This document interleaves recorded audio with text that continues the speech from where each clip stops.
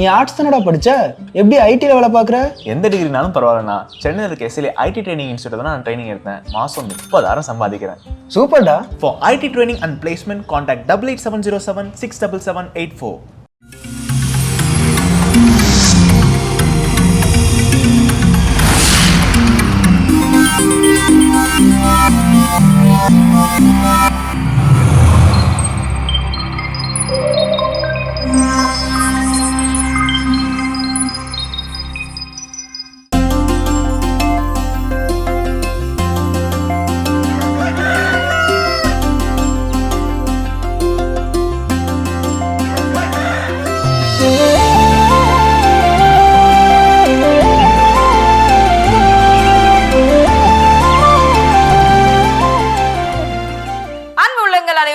எங்களது இனிய காலை வணக்கம். வணக்கம் ஜோ. வணக்கம் கல்பனா, எப்படி இருக்கிறீங்க? நலமா இருக்கேன், நீங்க எப்படி இருக்கீங்க? எல்லா நாள் போல இன்றைய நாள் மகிழ்ச்சி உற்சாகமா. சிறிய மக்களும் நம்மளை பார்த்தோன்னா செம உற்சாகமா இருப்பாங்கல்ல. அவங்க உற்சாகமா இன்னும் அப்படியே அதை கண்டினியூ பண்ணணும்னா அழகான ஒரு கதை சொல்லலாமா? ஸோ இன்னைக்கு ஒரு அழகான கதையான்னு தெரியல சொல்கிறேன். சரி, ஓகே. ஸோ இன்னைக்கான கதை என்ன அப்படின்னா, ஒரு மனிதன் நம்ம வந்து நிறைய டாக்டர்ஸ் நிறைய மருத்துவர்களை போய் பார்க்குறான். என்ன அப்படின்னா, அவன் வயிற்றுக்குள்ளே ஏதோ பூனை ஓடுற மாதிரியான ஒரு ஃபீல் இருக்குது. அதனால் வயிற்றுக்குள்ளே பூனை இருக்குங்கிறத அவன் என்ன பண்ணுறான், நம்புறான், ஃபிக்ஸ் பண்ணிக்கிறான். அப்போது ஒவ்வொரு டாக்டர்கிட்டயா போய் எனக்கு வயிற்றுக்குள்ளே பூனை இருக்குது, எப்படியாவது என்ன பண்ணுங்க, எடுத்து விடுங்க அப்படின்னு சொல்லி கேட்குறான். ஒவ்வொரு மருத்துவர்களும் பார்த்துட்டு, எப்பா அப்படிலாம் ஒன்றும் இல்லைப்பா, அப்படிலாம் ஒரு மனுஷனால பூனையெல்லாம் என்ன பண்ண முடியாது, உயிரோட விழுங்க முடியாது, உள்ளே போன பூனை உயிரோட என்ன பண்ணாது, இருக்காதுப்பா, அப்படிலாம் கிடையாது, இல்லை என் வயிற்றுக்குள்ளே ஓடுறதெல்லாம் எனக்கு நல்லா தெரியுது, அதனால் இந்த பூனை எப்படியாவது என்ன பண்ணுங்க, எடுத்துருங்க அப்படின்னு சொல்லி ஒவ்வொரு மருத்துவராக போய் என்ன பண்ணுறான், பார்த்துக்கிட்டே இருக்கிறான். எல்லாரும் அவனை அடிச்சு என்ன பண்ணுறாங்க, துரத்துறாங்க, போடா பைத்தியக்காரன் அப்படிங்கிற மாதிரி. அப்போ ஒரு கட்டத்தில் இன்னொரு மருத்துவரை போய் என்ன பண்ணுறாங்க, போய் பார்க்குறான். அந்த மருத்துவர் பார்த்து, சரி நம்ம எதுக்கும் ஸ்கேன் எடுத்து பார்த்துருவோம் அப்படின்னு சொல்லிட்டு இவருக்கு புரிஞ்சுக்கிட்டார், இவன் வந்து என்ன மனநிலையில் இப்படி இருக்குது, அப்போ இந்த மனநிலையை தான் என்ன பண்ணணும், சரி செய்யணும் அப்படின்னு நன்கு உணர்ந்த ஒரு மருத்துவர். சரி நாளைக்கு ஸ்கேன் எடுத்துடலான்னு சொல்லி என்ன பண்ணுறாரு, இவர் ஸ்கேன் எடுக்க கூப்பிட்டு வர்றார். இவர் அதுக்கு முந்தின நாளே என்ன பண்ண ஒரு ஸ்கேன் ரிப்போர்ட் என்ன பண்ணிடுறாரு, ரெடி பண்ணி வச்சுறாரு. வச்சு பார்த்துட்டு, ஆமாப்பா இந்த இவ்வளோ பெரிய பூனை இருக்குது, இது எப்படி இவ்வளோ டாக்டர்ஸ் தெரியாமல் விட்டாங்கன்னு, அப்பாடா நீங்கள் தான் டாக்டர் அதை கரெக்டாக கண்டுபிடிச்சிருக்கீங்க, இது வரைக்கும் நான் எத்தனையோ டாக்டர்ஸை பார்த்துட்டு யாருமே என்ன பண்ணல, கண்டுபிடிக்கல, இது இப்போ என்ன பண்ணலாம் அப்படின்னா, ஒன்றும் பிரச்சனை இல்லை, நீ ஒரு 2 நாள் கழிச்சு நம்ம ஆப்ரேஷன் பண்ணி என்ன பண்ணிடலாம், பூனையை வெளியெடுத்துடலாம் அப்படின்னு. சரி ஓகே அப்படின்னு சொல்லி ஆப்ரேஷன் தேட்டர் எல்லாம் ரெடி ஆயிடுச்சு. இவர் அந்த டாக்டர் என்ன பண்ண, அவரோட ஹெல்ப் போஸ்ட் சொல்லிடுறாரு, எப்பா இவனுக்கு பிரச்சனை வந்து மனசுல தான் பிரச்சனை, அப்போ அதை சரி பண்ணணும், கரெக்டாக என்ன பண்ணணும் அப்படின்னா, அந்த நேரத்தில் ஒரு பூனை என்ன பண்ணு, நீ தூக்கிட்டு வந்து கரெக்டாக நான் சொல்கிறப்போ என்ன பண்ணிடுறேன், அந்த பூனையை வெளியே எடுத்துரு, அதுதான் அப்படின்னு சொன்னேன். இவன் சரின்னு சொல்லிட்டு ஆப்ரேஷன் எல்லாம் நடக்க அது மாதிரி செட்டப்லாம் ரெடி பண்ணிட்டு ஒரு ரெடி 1 2 3 அந்த பூனை மியான்னு கத்திட்டு பூனை தூக்கி கட்டினா, அப்பாடா டாக்டர் பூனை வரல எடுத்துட்டீங்களா, ஐயோ ரொம்ப சந்தோஷம் உற்சாகமாயிட்டு அந்த பூனையை பார்த்துட்டு டாக்டர் சொன்னா, ஐயோ டாக்டர் என் வயிற்றுல இன்னொரு பூனை இருக்கு டாக்டர் அப்படின்னா. என்னையா சொல்ற அப்படின்னா, நான் விழுங்கினது கருப்பு பூனை, நீங்க எடுத்தது வெள்ளை பூனை, அப்ப இன்னும் கருப்பு பூனை வயிற்றுக்குள்ளதான் இருக்குது. அப்ப இந்த டாக்டர் என்ன பண்ணிருப்பாரு, திரும்ப இன்னொரு ஆப்ரேஷன் மாதிரி இன்னொரு கருப்பு பூனை தேடி கண்டுபிடிச்சிருப்பாரு. ஸோ சில நேரங்களில் யாரை எப்படி அணுக வேண்டும், எதிர்கொள்ள வேண்டும், கையாள வேண்டும் அப்படின்றது தெரிஞ்சுக்கணும் இல்லையா? கண்டிப்பா இந்த கதையின் வழியா இதை நம்ம தெரிஞ்சுக்கிட்டோம். இந்த வர அற்புதமான கதை கொடுத்த இறைவனுக்கு நன்றி சொல்லிட்டு இன்றைய நாள் நம்ம அருமையாவே ஆரம்பிச்சிடலாம். இப்ப ஆலய தரிசனம் பார்க்கலாம்.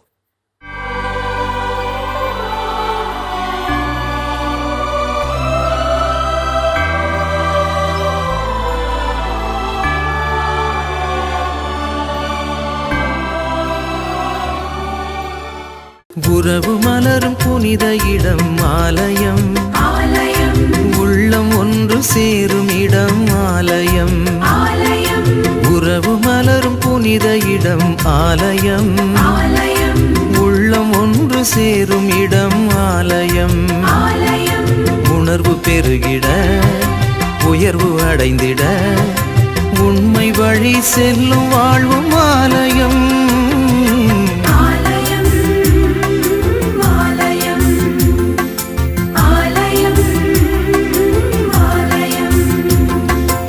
உறவு மலரும் புனித இடம் ஆலயம், உள்ளம் ஒன்று சேரும் இடம் ஆலயம்.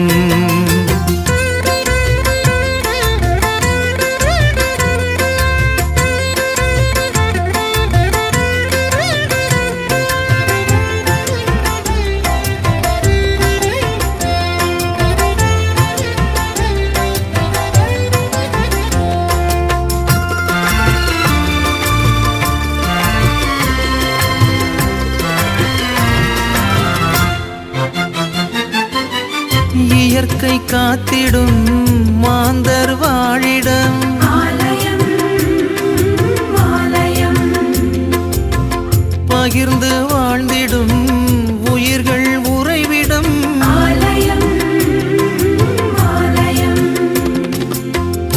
மனிதத்தை உயிரென மதித்திடும் உள்ளங்கள், மானுடர் வாழ்வுக்காய் தனை தரும் நெஞ்சங்கள், நம்பிக்கை செய்தி சொல்லும் நண்பர்கள், உண்மைக்காய் உயிரை இழக்கும் ஜீவன்கள், எல்லோரும் இறைவன் உறையும் ஆலயம், எல்லோரும் இறைவன் உறையும் ஆலயம், உறவு மலரும் புனித இடம் ஆலயம், உள்ளம் ஒன்று சேரும் இடம் ஆலயம்.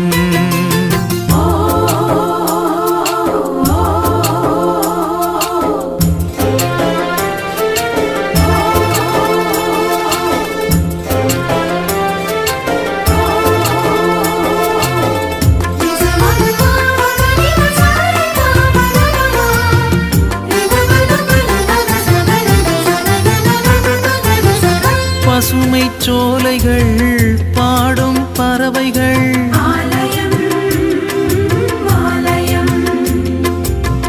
காற்றும் வானமும் கடலும் மலைகளும்,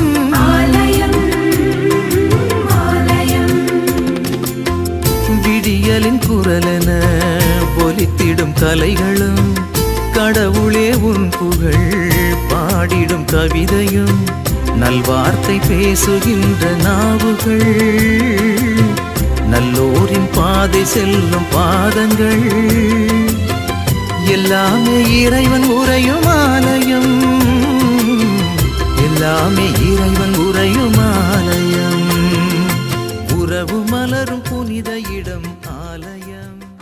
சிறப்பான ஆலய தரிசனம் நம்ம பார்த்துட்டோம் ஜோ. எஸ், இன்றைய நாளில் நம்ம இந்த கடவுளக்கம் நிகழ்ச்சியில வந்து என்ன சிந்தனையை வந்து நம்ம சிந்திக்க போறோம்? ஸோ இன்னைக்கானது என்னன்னா, அந்த மனிதன் போல தான் இன்னைக்கு நிறைய குழந்தைகள் நம்ம வீடுகளில் இருக்கிறாங்க. அடம் பிடிக்கிறது, என் குழந்தை கோவப்படுறது, அந்த கோபத்தை கண்ட்ரோலே பண்ண முடியல. இன்னும் சில பெற்றோர்கள் நான் பார்த்துருக்கிறேன், அந்த குழந்தை கோபத்தை கூட என்ன பண்ணுவாங்க அப்படின்னு ரொம்ப பெருமையா சொல்வாங்க. குழந்தை கோவப்பட்டு அவன் கிட்ட எல்லாம் கொஞ்சம் குரல் உயர்த்தெல்லாம் பேசாதீங்க, அவன் கையில இருக்கிறத தூக்கி அடிச்சிருவான், ஏதோ ஒரு சில விஷயங்கள் பெருமைப்படும் சொல்லுவாங்க. அதாவது பெருமைப்படக்கூடிய விஷயமான்னு எனக்கு தெரியல. மேபி அது ஒவ்வொரு பெற்றோர்களுக்கும் அது தனிப்பட்ட விஷயமா இருக்கும். அதனால அந்த மாதிரியான குழந்தைகளை, கோபத்தில் இருப்பவர்களை கையாளுவது எப்படி, அதுதான் இன்னைக்கு நம்ம தெரிஞ்சுக்க போறோம். ஏன்னா இன்னைக்கு எல்லா இடங்களிலும் இந்த குழந்தையை அடம் பிடிக்கிறது, எனக்கு கேட்டதை வாங்கி கொடுக்கலன்னா அந்த குழந்தை அதை வாங்கி கொடுக்குற வரைக்கும் அது ரெஸ்ட்லெஸ்ஸாக என்ன பண்ணுவோம் இருக்கும். அப்படிப்பட்ட நிறைய குழந்தைகளை என்ன பண்ணியிருக்கிறேன், நான் பார்த்துருக்கிறேன். ஸோ அப்போ அந்த குழந்தைகளை கையாளுவதற்கு பெற்றோர்களுக்கு நம்ம கொடுக்கக்கூடிய ஆலோசனைகள் என்ன, அதுதான் இன்னைக்கு நம்ம சிந்திக்க போகிறோம். அப்போ அதில் முதல் விஷயம் என்ன செய்ய சொல்கிறாங்கன்னா, குழந்தைகளுக்கு ஃபர்ஸ்ட் என்ன எமோஷனில் இருக்கிறாங்கிறத அவங்களுக்கு அதை கற்றுக் கொடுங்க. தெரிஞ்சுக்கிற காட்டிலும் இப்போ நான் கோபத்தில் இருக்கிறேன், எதனால் கோபத்தில் இருக்கிறேன் அப்படின்னு அதை சொல்ல வைங்க. இப்போ நான் கோவத்தில் இருக்கிறேன், எனக்கு நான் கிடைச்ச, நான் வந்து ஒரு இடத்துக்கு போகணுன்னு ஆசைப்பட்டேன், நான் பஸ்ஸை மிஸ் பண்ணிட்டேன், அதனால் எனக்கு என்ன ஆயிடுச்சு, எனக்கு கோவமாக இருக்கிறேன், இல்லை நான் பஸ்ஸை நான் மிஸ் பண்ணிட்டேன், அதனால் எனக்கு ரொம்ப அழுகையாக வருது, அந்த எக்ஸாமில் நான் சரியாக எழுதாமல் விட்டுட்டேன், அதனால் நான் உட்காந்து அழுகிறேன். ஸோ அப்போ அந்த ஏதோ ஒரு காரணம் இருக்கும் இல்லையா, எல்லா உணர்வுகளுக்கும் பின்னாடியும் ஏதோ ஒரு காரணங்கள், ஏதோ ஒரு சில விஷயங்கள் இருக்குது. அப்போ அது என்னங்கிறது, ஏன்னா நிறைய நேரங்கள் அந்த குழந்தை அடம் பிடிக்கும். ஏன் அடம் பிடிக்குதுன்னே பெற்றோர்களுக்கு தெரியாது. ஏன்னா நம்ம அந்த குழந்தைகளுக்கு அதை எப்படி சொல்வது அப்படிங்கிறத நம்ம கற்றுக் கொடுக்கவில்லை. அப்போ ஒரு சந்தோஷமா இருக்குதா, ஏன் சந்தோஷமா இருக்கிற, அதுக்கான காரணம் என்ன? அப்போ அந்த குழந்தை சொல்லும், எனக்கு எங்க மிஸ் 2 சாக்லேட் கொடுத்தாங்க, அதனால நான் சந்தோஷமா இருக்கிறேன். ஏன் இன்னைக்கு கோவமா இருக்கிறேன், இன்னைக்கு என் ஃப்ரெண்டு என்கிட்ட பேசல, அதனால நான் கோவமா இருக்கிறேன். ஸோ அப்போ இந்த காரணம் கேட்க நம்ம அதை கற்றுக்கொள்ள, சின்ன வயசுலேருந்து அதை நம்ம அப்படியே பழக்கப்படுத்துகின்ற பொழுதுதான் அப்போ அந்த குழந்தை என்ன மனநிலையில் இருக்கிறது, என்ன எமோஷனை வெளிப்படுத்துங்கிறத அது வாயை திறந்து. சிறப்பு, உண்மையாவே சிறப்பு. கற்றுக் கொடுப்போம், அதற்கான பதிலும் நமக்கு கிடைக்கும் என்பதெல்லாம் நம்ம வந்து ரொம்ப தெளிவாக வந்து தெரிஞ்சுக்கிட்டோம். இன்னும் இது போன்ற காரியங்களை நம்ம தொடர்ந்து பேசலாம். இப்போ அடுத்த பகுதி பார்க்கலாம்.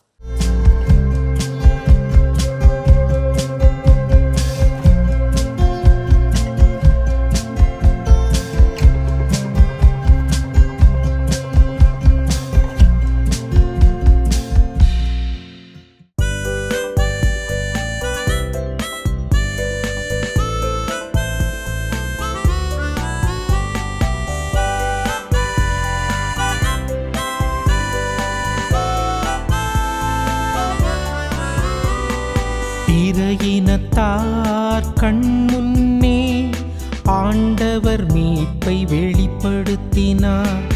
இறையினத்தார் கண்முன்னே ஆண்டவர் மீட்பை வெளிப்படுத்தினார். ஆண்டவருக்கு புதியதொரு பாடல் பாடுங்கள், ஏனெனில் அவர் வியத்தகு செயல்கள் புரிந்துள்ளார். அவருடைய வலக்கரமும் புனித மிகு புயமும் அவருக்கு வெற்றியை அளித்துள்ளன.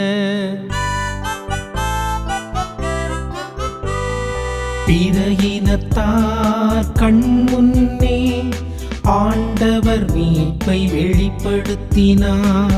பிற இனத்தார் கண்முன்னே ஆண்டவர் மீட்பை வெளிப்படுத்தினார். ஆண்டவர் தம் மீட்பை அறிவித்தார். பிற இனத்தார் கண்முன்னே தம் நீதியை வெளிப்படுத்தினார். இஸ்ரவேல் வீட்டாருக்கு வாக்களிக்கப்பட்ட தமது பேரன்பையும் உறுதிமொழியையும் அவர் நினைவு கூர்ந்தார்.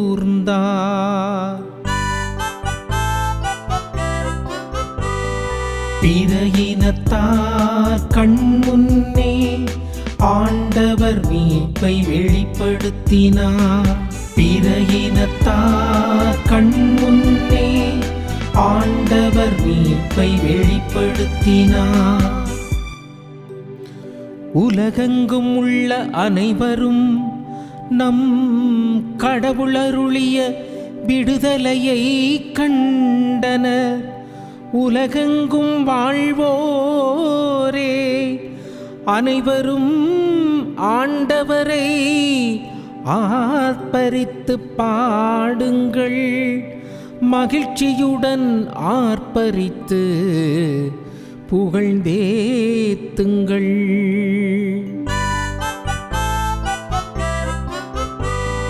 பிற இனத்தார் கண்முன்னே ஆண்டவர் மீட்பை வெளிப்படுத்தினார். பிற இனத்தார் கண்முன்னே ஆண்டவர் மீட்பை வெளிப்படுத்தினார். மாதா தொலைக்காட்சி நேயர்களே, தினமொரு திருப்பாடலில் இன்று நாம் தியானிக்க இருக்கிற திருப்பாடல் 98.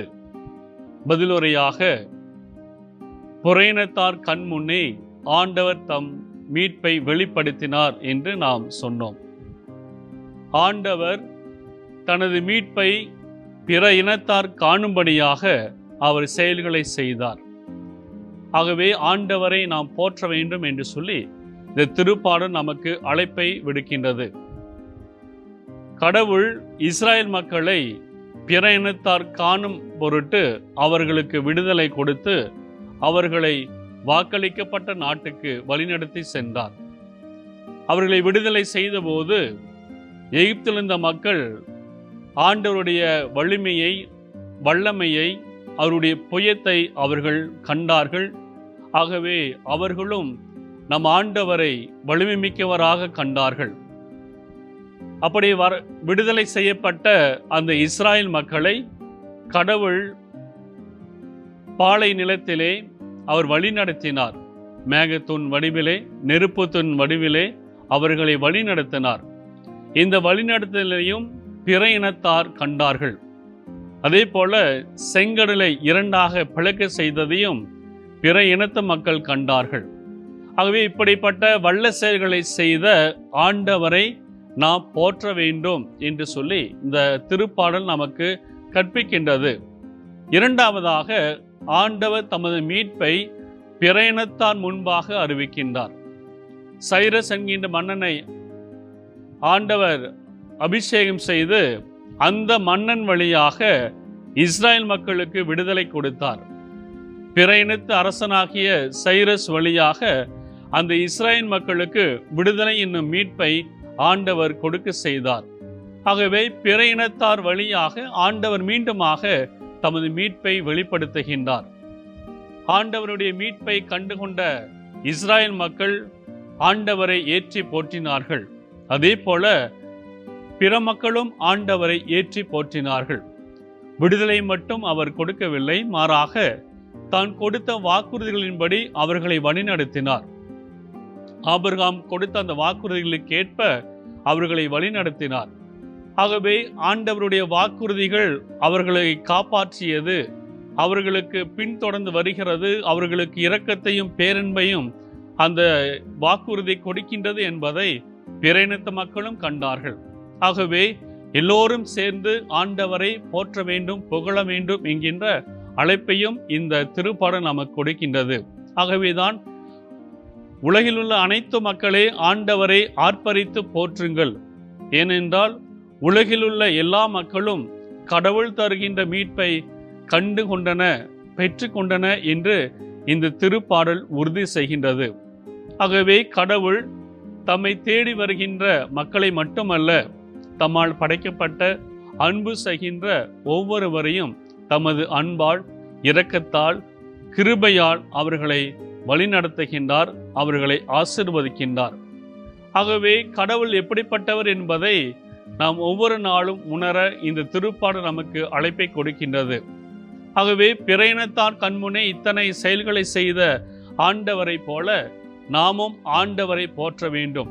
நமது வாழ்வால், நமது செயலால் ஆண்டவரை நாம் போற்றுகின்ற போது நம்மை சார்ந்து வாழ்கின்ற, நம்மை சுற்றி வாழ்கின்ற பிறனித்து மக்களும் இதோ இந்த கடவுள் இவர்களை ஆசீர்வதிக்கின்றார், அன்பு செய்கின்றார், வழி நடத்துகின்றார் என்கின்ற அந்த உண்மையை அவர்களும் அறிந்து கொள்வார்கள். ஆகவே நாமும் நமது சான்று பகிர்கின்ற வாழ்வால் பிறருக்கும் ஆண்டவரை கொடுக்கின்ற மக்களாக வாழ இந்த திருப்பாடல் நமக்கு அழைப்பை கொடுக்கின்றது.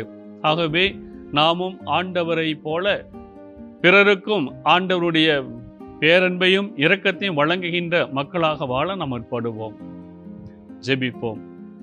எங்களை நேசிக்கும் நல்ல பிதாவே, இதோ உமது மீட்பை தேர்ந்தெடுக்கப்பட்ட மக்கள் மட்டுமல்ல, எல்லா மக்களும் அந்த மீட்பை பெற்றுக்கொள்ள வேண்டும் என்று சொல்லி உமது மீட்பை நீர் கொடுத்தது போல அந்த மீட்பை பெற்றுக்கொண்ட நாங்களும் எங்களது சான்று பகிர்கின்ற வாழ்வால் அந்த மீட்பை பிறருக்கு அறிவிக்கின்ற நல்ல மக்களாக வாழ எங்களை ஆசிர்வதியும். ஆமீன். அருமையான தினம் ஒரு திருப்பாடல் பகுதி பார்த்துட்டோம். இன்னைக்கான திருப்பாடலும் கேட்டாச்சு. அதோட இன்னைக்கு நம்ம பேசிட்டு இருக்கிறோம் கடவுள் வணக்கம் நிகழ்ச்சியில கோபப்படக்கூடிய குழந்தைகளை கையாளுவது எப்படி அப்படின்னு சொல்லி அதில் அர்த்தம் என்ன சொல்றாங்க? இது ஒரு கடினமான காரியமா அப்படின்னா கண்டிப்பா இல்லைங்க. குழந்தைகள் அப்படின்னாலே அவங்க ரொம்ப எளிமையான, ரொம்ப ஒரு அழகான ஒரு விஷயம். அவங்கள வந்து நம்ம பார்த்துக்கிறது வந்து ரொம்ப எளிமையான காரியம் தான். ஆனா என்ன ஒன்று, கொஞ்சம் அவங்களுக்கு ஈக்குவலாக நம்ம இறங்கி வேலை பார்க்கணும், அவ்வளோதான். ஸோ இந்த மாதிரி கோவப்படுற குழந்தைங்க அப்படி இருக்கும்போது நம்மளும் திருப்பி கோவப்பட்டுன்னு வச்சுக்கோங்களேன், ஒரு பால் தூக்கி நம்ம செவுத்துல ஏறிடுறோம்னா அந்த பால் மறுபடியும் நம்ம கிட்ட வருமோ வராதா? ஸோ அது குழந்தைங்கன்றதை நம்ம கை நீட்டி அடிக்கிறப்போ அவங்க திருப்பி அடிக்க மாட்டாங்க, எதாவது நிச்சயம் இருக்கா? இப்போ இருக்க குழந்தைங்களும் அடிக்கிறாங்க, திருப்பி அடிக்கிறாங்க. ஸோ அந்த கோபம்ன்றது ஒரு கோபத்தில் தான் வந்து நம்மளை வந்து அணைய வைக்க முடியும்னா கண்டிப்பாக கிடையாது. அந்த இடத்தில் நமக்கு என்ன ரிஃப்ளெக்ட் ஆகணும் அப்படின்னா அமைதி அப்படின்ற ஒரு விஷயம். கொஞ்சம் சைலண்டாக இருந்தால் போதும். அவங்களுடைய கோபம் எதனால் அப்படின்றது தெரிஞ்சு அதுக்கான ஒரு சொல்யூஷன் கொடுக்க முடியும். நிச்சயமா இந்த குழந்தைகளிடம் கோபப்படுதல், குழந்தைகளை அடித்தல், இது வந்து மிகப்பெரிய வன்முறை செயல் அப்படின்னு நான் எனக்கு எப்பவுமே அது நம்ம அடிக்கடி இதை வந்து என்ன அப்படின்னா அந்த குழந்தைகளை திருப்பி அழிப்பு. நீங்க சொல்ற மாதிரி அது அடிக்கிற அடியில் நமக்கு ஒன்றும் வலிக்க போறது கிடையாது. ஆனா நாம அடிக்கிற அடி அவங்களுக்கு நிச்சயமாக ஒரு வலியை என்ன பண்ணும், உண்டு பண்ணும். அப்போ இந்த குழந்தைகளை அடிப்பதனால் ஒரு மாற்றம் நிகழ்கிறது. நம்ம வீட்டில் அழகா சொல்லிருக்கு, பிறம்பை கையாளதவன் தன் பிள்ளையை பகைக்கிறான் அப்படின்னு சொல்லி. அப்போ அடிக்கணும், நான் இல்லைன்னு சொல்ல மாட்டேன். எப்போன்னா அந்த எக்ஸ்ட்ரீம் லெவல் போய் இந்த அடி விழுந்துச்சுன்னா அந்த குழந்தையினுடைய வாழ்க்கையில் மாற்றம் நிச்சயமாக ஏற்படும். என் குழந்தை பொய் சொல்லிருச்சு, நான் அடிச்சேன், அது பொய் சொல்றதை விட்டுருச்சுன்னா அந்த அடிக்கு ஒரு நல்ல விளைவு என்ன இருக்குது, ஒரு பலன் இருக்குது. அது திரும்பவும் பொய் சொல்லுது, நான் திரும்பவும் அடிக்கிறேன், திரும்பவும் பொய் சொல்லு, திரும்ப அடிக்கிறேன், அது அப்புறம் அதுக்கு பழகிரும். ஓகே, இப்போ பொய் சொன்னா நான் 2 அடி அடிப்பாங்க, அவ்வளவுதான். அப்போ நம்ம எதை குழந்தைகளுக்கு கற்றுக் கொடுக்கிறோம்? அப்போ முதல்ல நாம அமைதியோடு இருப்பது ரொம்ப ரொம்ப முக்கியம். கோபப்படக்கூடிய குழந்தைகளை கையாளுவதற்கு நமக்கு முதல் கோபம் வராமல் இருக்க வேண்டும் என்பதை நாம் தெரிந்திருக்க வேண்டும். தொடர்ந்து பேசலாம். அஜய் பார்த்த பகுதி பார்க்கலாம்.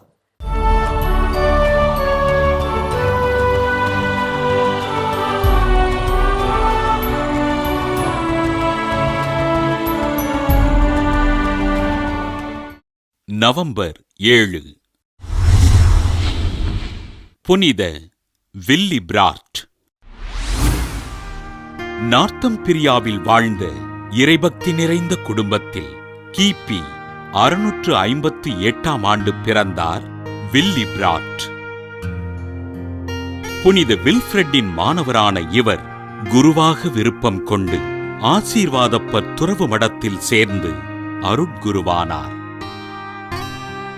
கிபி 692ஆம் ஆண்டு ரோமை சென்று இறைப்பணிகளைச் செய்த வில்லி பிராட் திருத்தந்தை 3ஆம் செர்ஜியூஸ் அவர்களால் கிபி 695ஆம் ஆண்டு நவம்பர் 21ஆம் நாள் ஃப்ரீசியாவின் ஆயராக திருநிலைப்படுத்தப்பட்டார். தன் மறைமாவட்டத்தில் உலக இரட்சகருக்காக ஆலயம் கட்டி எழுப்பி அதனை மறைமாவட்ட பேராலயமாக உயர்த்திய வில்லிபிராட் உக்ரெட் என்னும் பகுதியில் புதிய துறவு மடத்தினை கட்டி எழுப்பி இறைப்பணிகளைச் செய்தார்.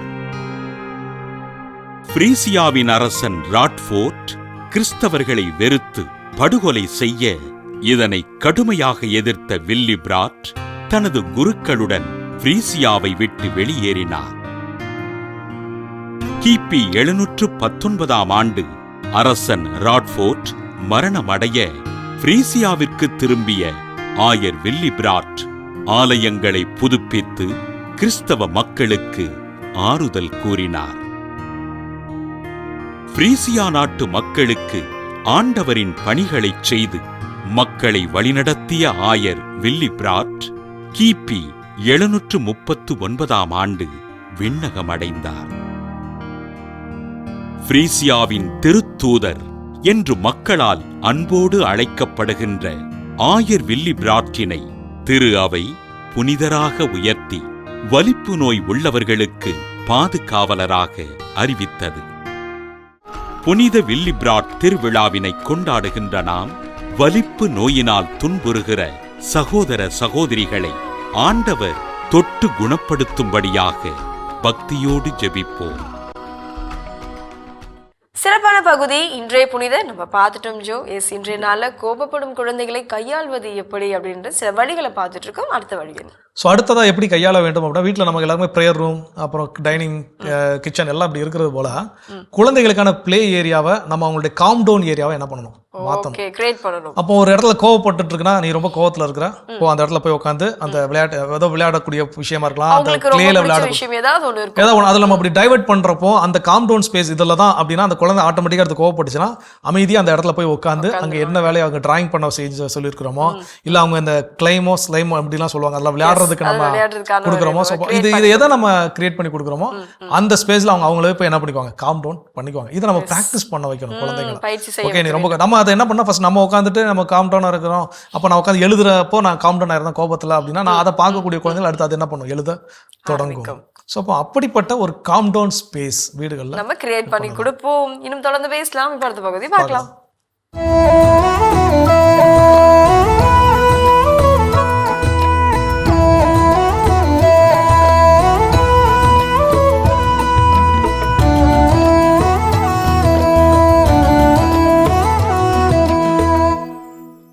ஒரு கிராமத்து தச்சு பட்டறை சுறுசுறுப்பாய் வேலையில் ஈடுபட்டிருந்தார் தச்சர்.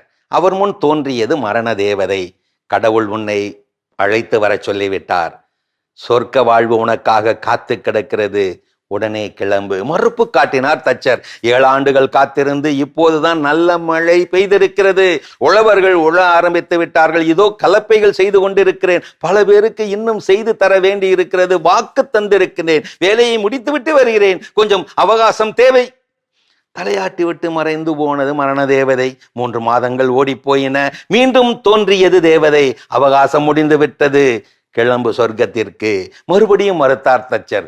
சொர்க்கம்தானே, வருகிறேன், மன்னிக்க வேண்டும். அதற்குள் கலப்பைகள் செய்து முடித்து விட்டேன். ஆனால் நிறைய பேருக்கு நான் மண்வெட்டிகளை செய்ய வேண்டி இருக்கிறதே. செய்து கொண்டிருக்கிறேன். இன்னும் கொஞ்சம் அவகாசம் தேவை. தலையாட்டி விட்டு மறைந்தது மரண தேவதை. அடுத்த 3 மாதங்களும் மறைந்தோடி விட்டன. வந்து நின்றது தேவதை. மீண்டும் மறுத்தார் தச்சர். மண்வெட்டிகள் செய்து முடித்து விட்டேன், தந்து விட்டேன். அறுவடை வேலைகளுக்கு மாட்டு வண்டிகள் தேவைப்படுகிறன. இப்போது எப்படி வருவது? செய்து கொடுத்து விட்டு வருகிறேன். மேலும் கொஞ்சம் அவகாசம் தேவை. தலையாட்டி விட்டு மறைந்தது மரண தேவதை. அடுத்த 3 மாதங்களும் மறைந்தோடி விட்டன. வந்து நின்றது தேவதை. இம்முறை மறுக்கவில்லை தச்சர். கலப்பை, மண்வெட்டி, மாட்டு வண்டி என உழவர்களின் தேவைகள் அனைத்தையும் பூர்த்தி செய்து விட்டேன்.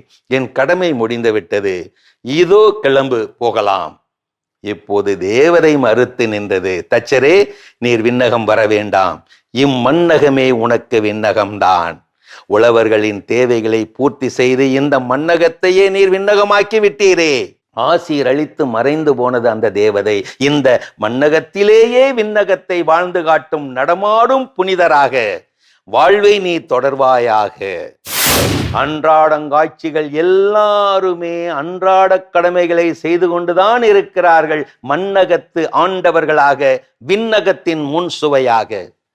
படித்தால் கை நிறைய சம்பாதிக்கலாம் என்று சொல்லித்தரும் சமூகம் விதைத்தால் தான் சோறு வரும் என்று சொல்லித்தர மறந்து விட்டதே. பணம் சம்பாதிக்க 1000 வழிகள் இருக்கு, ஆனா உணவு சம்பாதிக்க விவசாய வழி மட்டும்தானே இருக்கு. கஞ்சியை டவுன்லோடு செய்து சாப்பிட முடியுமா சொல்லுங்க? விதைத்தவன் உறங்கினாலும் விதைகள் உறங்குவதில்லை. ஆஹா, எவ்வளவு வளமான வரிகள்! போலி மருத்துவர், போலி பொறியாளர் என்று கேள்விப்பட்டிருக்கின்றோம். ஆனால் எங்கேயாவது போலி விவசாயி என்று கேள்விப்பட்டிருக்கின்றோமா? ஏனென்றால் விவசாயிகளுக்கு போலியாக இருக்கவும் தெரியாது, போலியாக நடிக்கவும் தெரியாது. அருமையான கதைகள் 1000 பகுதி பார்த்துட்டோம். இன்னைக்கான கதையும் சிந்தனையும் கேட்டாச்சு. அதோட பேசிட்டு இருக்கிறோம். கோபப்படும் குழந்தைகளை கையாளுவதற்கு பெற்றோர்கள் செய்ய வேண்டிய செயல்கள். அடுத்ததா என்ன? எஸ், அப்புறம் இந்த மாதிரி ஒரு அளவுக்கு அதிகமாக கோபப்படுறப்போ அந்த இடத்துல அவங்கள டக்குன்னு நம்ம என்ன பண்ணணும் அப்படின்னா, அவங்கள வந்து டைவர்ட் பண்ணுற மாதிரி அவங்களுடைய ஆட்டிடியூடு வந்து அவங்களுக்கு என்ன ரொம்ப பிடிக்கும் அப்படின்றத தெரிஞ்சுக்கிட்டு அதை செய்ய வைக்கிறதுக்கு நம்ம வந்து முயற்சி செய்யலாம். இல்லைன்னா அவங்களுக்கு வேற ஏதாவது செயல்கள் செய்ய பிடிக்கும் அப்படின்னா நம்ம டக்குன்னு டைவர்ட் பண்ணி ஒரு ஸ்டோரி கூட சொல்ல ஆரம்பிக்கலாம். அந்த கோபம் அப்படின்றது கொஞ்சம் கொஞ்சமாக குறையும் இல்லை, டக்குன்னு அவங்க அப்படியே டைவர்ட் ஆயிடுவாங்க. அந்த சைடு அப்படியே அம்மா சொல்லுங்க அப்படின்னு சொல்ல ஆரம்பிச்சிருவாங்க. சோ அந்த மாதிரி செயல்களை செய்ய நம்ம வந்து முற்படணும். கண்டிப்பா இதை வந்து கோபப்படும் போது தான் செய்யணுமான்னு கேட்டா அப்படி கிடையாது. அது காமா நம்ம விளையாடிக்கிட்டு இருக்கிறோம், ஏதோ ஒரு சில விஷயங்கள் நம்ம பேசிட்டு இருக்கிறோம் அப்படின்னா அந்த நேரங்கள்ல அதை கற்றுக் கொடுப்பதற்கான நேரமாக நம்ம என்ன பண்ணணும், பயன்படுத்திக் கொள்ள வேண்டும். அப்ப அந்த நேரத்தில் உனக்கு திடீர்னு கோவம் வந்துச்சுன்னா என்ன பண்ணணும் தெரியுமா? அப்படி மூச்சை உள்ள இழுத்து அப்படி மெதுவா மூச்சை என்ன பண்ணணும், வெளியே விடணும். மூச்சு பயிற்சி. இல்ல 1ல இருந்து 10 வரைக்கும் என்ன பண்ணணும், நீ கவுண்ட் டவுன் பண்ணி இல்ல அதை கவுண்ட் பண்ணு, ஏதோ ஒரு சில விஷயங்கள். அப்ப இதெல்லாம் நம்ம சொல்லி கொடுக்குறப்ப அது கோவப்படுறப்ப ஆட்டோமேட்டிக்கா மைண்ட்ல தோணும். நம்ம கோவப்படுறப்ப அப்பா என்ன செய்ய சொன்னாங்க, ஓகே மூச்சு பயிற்சி செய்ய சொன்னாங்க, அப்ப லைட்டா மூச்சு உள்வாங்கி அப்ப ஆட்டோமேட்டிக்கா அந்த கோபம் என்பது தணிந்து விடும். அப்ப இதையும் நம்ம குழந்தைகளுக்கு கற்றுக் கொடுக்கலாம். இன்னும் தொடர்ந்து பேசும் அடுத்த பகுதி பார்க்கலாம்.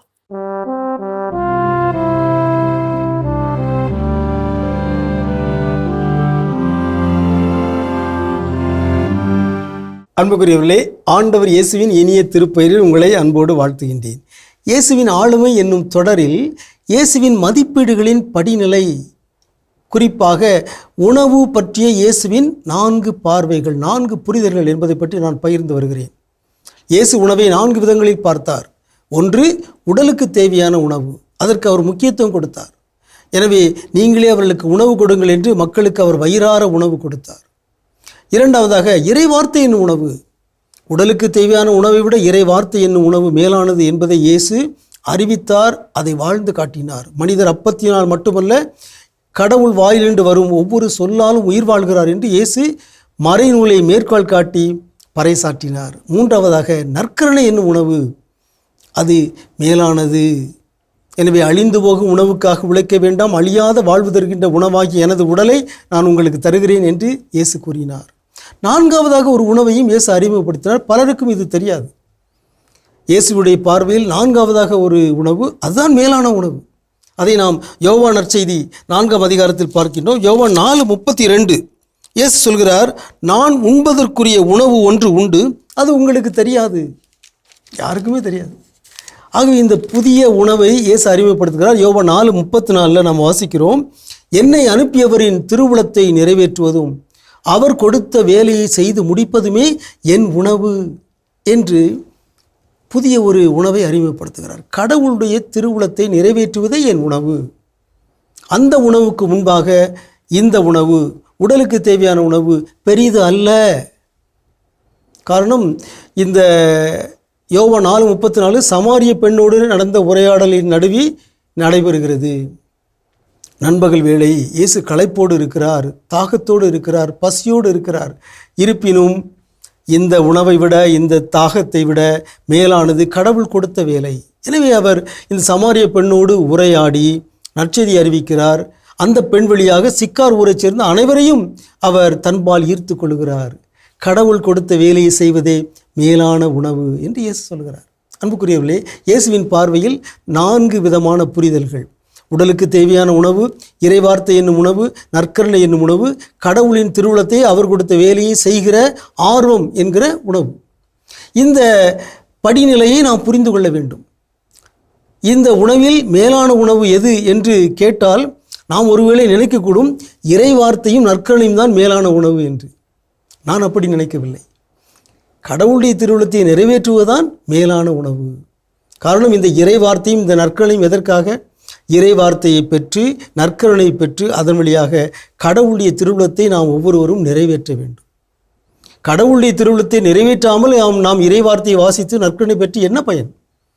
ஆகவே இந்த 4 உணவுகளிலும் மேலான உணவு இறைவனுடைய திருவுளத்தை, இறைவன் கொடுத்த பணியை நன்றாக, நேர்மையாக, நேர்த்தியாக, நிறைவாக நம்முடைய வாழ்வில் ஒவ்வொரு நாளும் நாம் நிறைவேற்றுகின்ற பொழுது அதுவே மிகச்சிறந்த உணவு.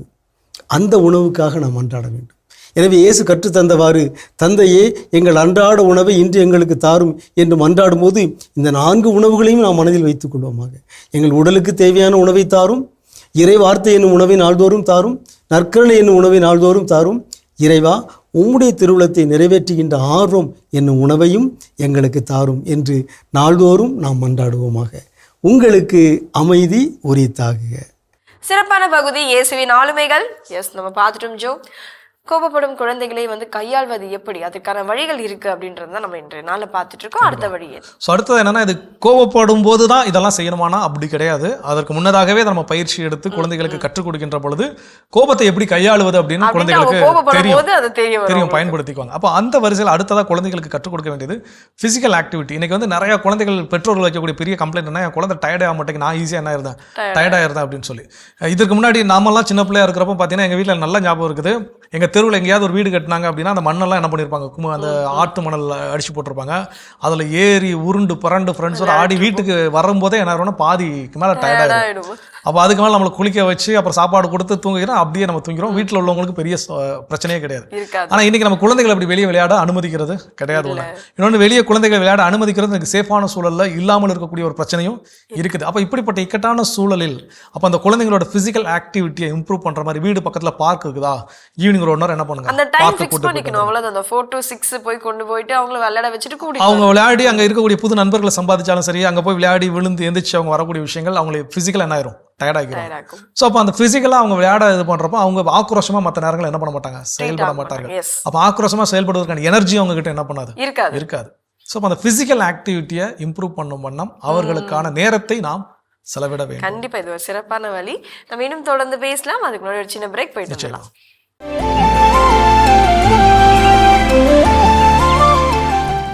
நிகழ்ச்சிகள் உங்களை மீண்டும் அன்புடன் வரவேற்கின்றோம். நீங்கள் பார்த்து கொண்டிருப்பது மாதா தொலைக்காட்சியின் கடவுள் வணக்கம்.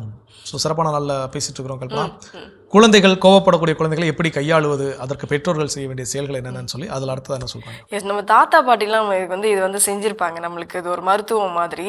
நம்ம சின்ன வயசுல இதெல்லாம் கேட்டிருப்போம். இப்போ நம்ம பேரண்ட்ஸே இது நம்ம நிறைய பேர் எடுத்து செஞ்சுட்டு தான் இருக்கோம். அதை செஞ்சாலே போதும். அதாவது கோபப்படும் போதும் கிடையாது, நார்மலாகவே குழந்தைங்க கிட்ட இந்த பெட் நைட் ஸ்டோரின்னு சொல்லுவாங்க, நைட் டைம்ல சொல்ற ஸ்டோரிஸ், இது எல்லாமே இந்த மாதிரி ஸ்டோரியா சொல்லலாம். அதாவது ஒரு கேரக்டர் ஒரு கோபப்படுறதால அதனால விளைவுகள் என்ன அப்படின்றத நம்ம சொல்லி ஒரு ஸ்டோரி டெல்லிங்கா சொல்றப்போ, நாளைக்கு அது கோபப்படுறப்போ யோசிக்கும், ஐயோ அன்னைக்கு அந்த லயன் கோபப்படுறதால தானே அதுக்கு பனிஷ்மெண்ட் அப்படி கிடைச்சது, அப்ப நம்மளுக்கு அப்படிதான் கிடைக்குமா அப்படின்னா அந்த கோபத்தை அது படுறதுக்கான வாய்ப்பு கிடைக்காது. கண்டிப்பா இந்த ஸ்டோரி டெல்லிங் குழந்தைகளுக்கு ரொம்ப ரொம்ப பிடிச்சமான ஒன்று. ஸ்டோரி ரொம்ப கேட்பாங்க. நம்மகிட்டே வீடுகளில் ஒரு டைம் நீங்க சொல்லி ப்ராக்டிஸ் பண்ணிட்டீங்க அப்படின்னா டெய்லி உட்காந்து எனக்கு இந்த டைம் என்ன பண்ணு, ஸ்டோரி சொல்லுங்க. அதுக்கு ஸ்டோரி புக்ஸ் நிறைய வாங்கி வச்சுக்கோங்க. நிறைய ஸ்டோரி புக்ஸ் படிங்க பெற்றோர்கள். அதை படிச்சதா உங்களுக்கு இன்னும் மானே தேனே பொன்மானே எல்லாம் போட்டு என்ன பண்ணுங்க, குழந்தைகளுக்கு சொல்லுங்க.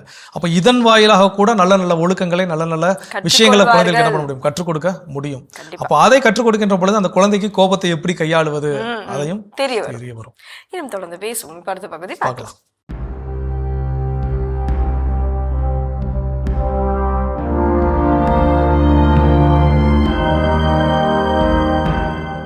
மாதா தொலைக்காட்சி நண்பர்களே, உங்கள் அனைவருக்கும் வாழ்த்துக்கள்.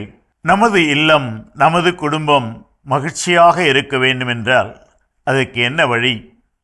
இதோ ராபர்ட் குயிலன் என்பவர் திருமண வாழ்வை பற்றியும் இல்லத்தில் இருக்கும் மகிழ்ச்சி பற்றியும் மிகச் சுருக்கமான ஆனால் ஒரு அழகான கருத்தை நமக்கு முன்வைக்கிறார். A happy marriage is the union of two good forgivers. அதாவது மகிழ்ச்சியான மனவாழ்வு, இல்லற வாழ்வு என்பது மன்னிக்கும் தன்மை கொண்ட இருவரின் ஒன்றிணைப்பே. நண்பர்களே, சில நாட்களுக்கு முன்னால் கர்நாடகா மாநிலத்திலே இருக்கிற ஒரு ஆலயத்திற்கு ஒரு திருமண விழாவுக்காக சென்றிருந்தேன். நான் சற்று திருமண நேரத்துக்கு முன்னாலே சென்றதனால் அங்கே பல பேர் பல தயாரிப்புகளை செய்து கொண்டிருப்பதை பார்த்தேன். சரி, ஏதோ அவர்களிடம் பேச வேண்டுமே என்பதற்காக, என்ன திருமணத்துக்காக தயாரிச்சிருக்கிறீங்களே, திருமணத்துக்கு அவசியம் வேண்டியது என்ன என்று கேட்டேன். அப்போ அங்கிருந்த ஒரு வாலிபன் சொன்னான், என்ன திருமணத்திற்கு மாப்பிள்ளையும் பொண்ணும் தேவை, அவ்வளோதான், அது இருந்தால் போதும், மற்றவங்களாம் இல்லைனாலும் திருமணம் நடத்திடலாம் அப்படின்னு. ஒரு மாப்பிள்ளையும் பொண்ணும் போதும். தம்பி, நீ சரியாக சொன்னாய், வாழ்த்துக்கள் என்று சொல்லிவிட்டு, ஆனால் ஒன்று மட்டும் சற்று குறைகிறது நீ சொன்னதில் அப்படின்னு சொல்லிட்டு அந்த பையன்ட்டு சொன்னேன். இதோ இந்த ராபர்ட் கொலின் அவர்களுடைய இந்த வார்த்தையை, மகிழ்ச்சியான மனவாழ்வுக்கு 2 பேர் தேவை, ஒரு மாப்பிள்ளை ஒரு பொண்ணு தேவைதான். ஆனால் மகிழ்ச்சியான மனவாழ்விற்கு எப்படிப்பட்ட இருவர் தேவை? மன்னிக்கும் மனதுடைய இருவர் தேவை. அப்படி மன்னிக்கும் மனதுடைய இருவர் ஒன்றிணைந்திருக்கும் போது, ஒருவர் இன்னொருவரை மன்னிக்கிறார், அவர் இவரை மன்னிக்கிறார், இவர் இவரை மன்னிக்கிறார், இப்படியே தொடர்ந்து போகும்போது அந்த இல்லத்திலே, அந்த மனவாழ்விலே மகிழ்ச்சி கட்டாயமாக இருக்கும். ஆனால்தான் இந்த அறிஞர் இப்படி கூறுகிறார், மகிழ்ச்சியான மனவாழ்வு மன்னிக்கும் இருவரின் ஒன்றிணைப்பே. ஒருவர் மன்னிக்கிறார், இன்னொருவர் மன்னிக்கவில்லை என்றாலும் பயனில்லை. இருவருமே மன்னிக்கும் மனதுடையவர்களாக, மன்னிக்கும் குணமுடையவர்களாக, பண்புடையவர்களாக இருந்தால் அங்கே மனவாழ்வு மகிழ்ச்சியோடு இருக்கும். அங்கே மனிதர் மட்டுமல்ல, இறைவனும் குடிகொண்டிருப்பார் என்று சொல்லலாம். இப்படிப்பட்ட மன்னிக்கும் இருவரின் ஒன்றிணைப்பாக நமது குடும்பங்கள் விளங்க உங்களை அன்போடு வாழ்த்துகின்றேன். சிறப்பான பகுதி ஆன்றோர் வாக்கு நம்ம பார்த்துட்டோம். எஸ், இன்றைய நாளில் வந்து கோபப்படும் குழந்தைகள் கோபப்படுறாங்களா, அந்த நேரத்தில் அவங்களை வந்து சரிவர நம்ம வந்து கையாண்டா போதும், அதுக்கான வழிகள் இருக்குது அப்படின்னு தான் பேசிகிட்டு இருக்கோம். அந்த வகையில் அடுத்ததாக கண்டிப்பாக அடுத்ததாக என்னென்னா, குழந்தைகளுக்கு சின்ன சின்ன பரிசுகள் கொடுக்க வேண்டும். ஏதாவது ஒரு விஷயம் நம்ம சொன்னதை அவங்க கரெக்டாக செஞ்சுட்டாங்களா, சொன்ன பேச்சை கேட்டு நடந்துட்டாங்களா, அவங்கள சர்ப்ரைஸ் பண்ணுறது ரொம்ப, குழந்தைகள் வந்து இந்த யாராவது அவங்கள சர்ப்ரைஸ் பண்ணாங்கன்னா ரொம்ப பிடிக்கும் அவங்களுக்கு. அப்போ அந்த சர்ப்ரைஸ் பண்ணுறதுக்கு பெரிய அளவில் மெனக்கடணும், பெரிய அளவில் செலவு பண்ணணும்லாம் தேவையில்லை. சின்ன சின்ன விஷயங்கள், சின்ன சின்ன சாக்லேட்ஸ், ஏதோ ஒரு சில விஷயங்கள் அவங்களுக்கு பிடிச்சது. நம்ம உடனே சாக்லேட் எல்லாம் சொல்லுவோம், சாக்லேட் வாங்கி சாப்பிட்டா பல்லெல்லாம் உடனே சொத்தையாயிரும் அப்படிங்கிறது. எவ்வளோ அளவுக்கு கொடுக்கணுமோ அந்த அளவுக்கு கொடுக்கறதுல எந்த தப்பும் கிடையாது. ஸோ அப்போ இந்த மாதிரியா ஒரு கோவப்பட வேண்டிய இடத்துல அந்த குழந்தை என்ன பண்ணலாம், கோவப்படலை, கோபத்தை கட்டுப்படுத்திக்கிச்சு. ஏதோ ஒரு பொருளை கேட்டு அடம் பிடிக்குது, நம்ம சொல்றோம், சொன்ன உடனே ஓகேன்னு அது கேட்டுக்குச்சு அப்படின்னா, அது கேட்டுருச்சு, அதோட நம்ம என்ன பண்ணிடுறோம், விட்டுட்டு போயிடுறோம். ஆனால் நீ செஞ்ச இந்த நேரத்தில் நான் ஒரு விஷயம் கேட்டு அடம் பிடிச்ச, என்னால் முடியாது, பின்னாடி வாங்கி தரேன்னு சொன்னேன், நீ வந்து ரொம்ப அமைதியாக சமத்தா நான் கேட்டுக்கிட்டேன், இந்த நீ கேட்ட பொருள் அப்படின்னு சொல்லி கொடுக்கணும். அப்போ இந்த குழந்தை நாளைக்கு அதை எதுங்க அங்கே என்ன கற்றுக்கணும், நிறைய பாடங்களை, நிறைய நல்ல நல்ல விழுமியங்களை என்ன பண்ணணும்னா கற்றுக்கணும். அப்போ நாளைக்கு நான் அடம் பிடிச்சி கேட்டு அப்பா அம்மா திரும்ப வாங்கி தரேன்னு சொன்னால் நிச்சயமா எங்கள் அப்பா அம்மா வாங்கி தராங்க அப்படிங்கிற ஒரு நம்பிக்கை என்பது கிடைக்கும். இன்னொன்று, ஒரு சில பொருட்கள் கேட்ட உடனே கொடுத்து நாளைக்கு அது கேட்ட உடனே பெற்றுக்கொள்ள முடியாத சூழல் வருகின்ற பொழுது அதை குழந்தைகளால் என்ன பண்ணுவது, ஏற்றுக்கொள்ள முடியாது. அப்போ அந்த தாமதப்படுத்தி கொடுக்கின்ற பொழுது அந்த விஷயம், சில விஷயங்கள் உடனே கிடைக்கும், சில விஷயங்கள் லேட்டாக தான் கிடைக்கும். அப்போ அதையும் அவங்க என்ன பண்ணுவாங்க, ஒரு வாழ்க்கை பாடத்தை புரிஞ்சுக்குவாங்க. அப்போ இன்னொரு விஷயம், நாம் நல்ல விஷயங்கள் கீழ்ப்படிந்து நடந்தோம்னா நமக்கு அப்பா அம்மா என்ன பண்ணுவாங்க, அப்போ ஒரு சின்ன ஒரு விஷயம் நல்லது செஞ்சு நமக்கு ஒரு ரிவார்ட் கிடைக்கும், அதுல இருந்து அப்படி அந்த ரிவார்ட் நம்ம செய்யுகின்ற பொழுது பெற்றோர் மீது நம்பிக்கை வருது. அந்த குழந்தைகளுக்கு வாழ்க்கை பாடம் என்பது கற்றுக் கொடுக்கப்படுகிறது. எது சில விஷயங்கள் நிறைய கிடைக்கும், உடனே கிடைக்கும், சில விஷயங்கள் தாமதமாக கிடைக்கும் அப்படிங்கிற விஷயங்கள், கீழ்ப்படிதல் அப்படிங்கிற ஒரு நல்ல விழுமியத்தை என்ன பண்ணது கற்றுக்கொள்கிறது. அப்போ பெற்றோர்கள் சின்ன சின்ன ரிவார்ட்ஸ், அவங்க செய்யக்கூடிய நல்ல நல்ல விஷயத்துக்கு சின்ன சின்ன ரிவார்ட்ஸ் கொடுக்க கற்றுக்கொள்ள வேண்டாம். நம்ம வந்து பயிற்சி செய்வோம், தொடர்ந்து பேசலாம். இப்ப அடுத்த பகுதி பார்க்கலாம்.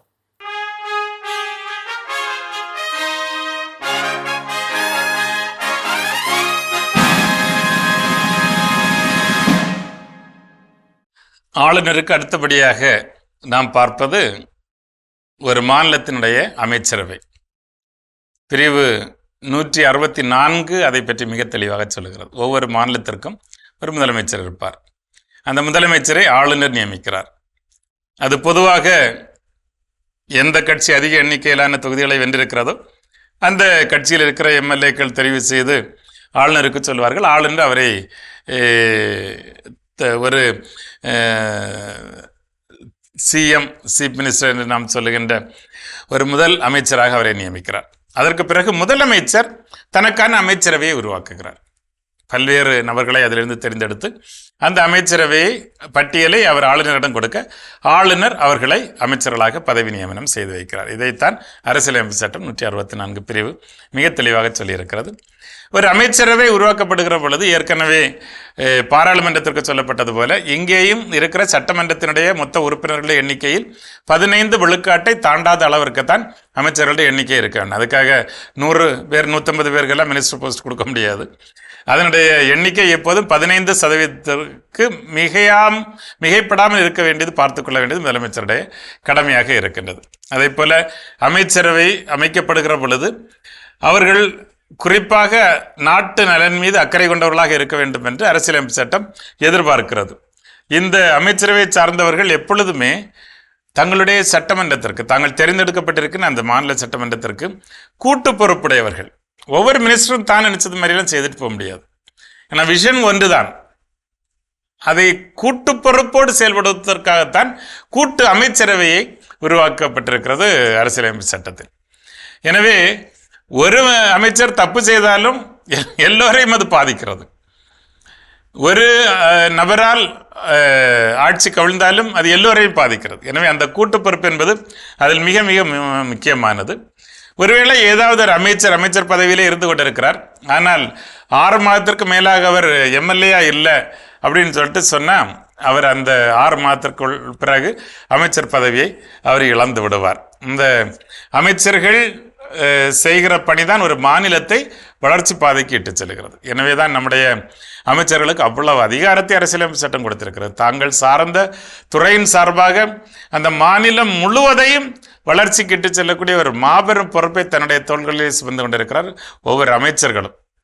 அதை அந்த அமைச்சர்கள் சரியாக செய்கிறார்களா இல்லையா என்பதை பார்க்கிற பொறுப்பு யாருடையது? அதை பார்ப்பதற்கு ஏற்கனவே பல அமைப்புகள் அரசியலில் இருக்கலாம். ஆனால் குடிமக்கள் அதை சரியாக கண்காணிக்கவில்லை என்றால், குடிமக்கள் தங்களுடைய பொறுப்பை சரி உணர்ந்து கொள்ளவில்லை என்றால், அமைச்சர்கள் இப்போ இருக்க மாதிரி தான். அப்புறம் அவங்க நிறைய காரில் பவனி வர்றது, நிறைய கொடியேற்றுறது, இந்த மாதிரி வேலையோடு முடிஞ்சு போகுமே தவிர அந்த மாநிலத்தில் தேர்தல் அறிக்கையில் அவர்கள் சொல்லிய எல்லா விஷயங்களையும் கடைசி குடிமகனுக்கும் சென்று சேர்கிற அளவிற்கு உழைக்கிறார்களா என்பதை உறுதி செய்வது பொதுமக்களுடைய பொறுப்பு. அதான் குடிமக்களாகி நம்முடைய பொறுப்பு. அவங்கள மட்டும் குறை சொல்லி பிரயோஜனம் இல்லை.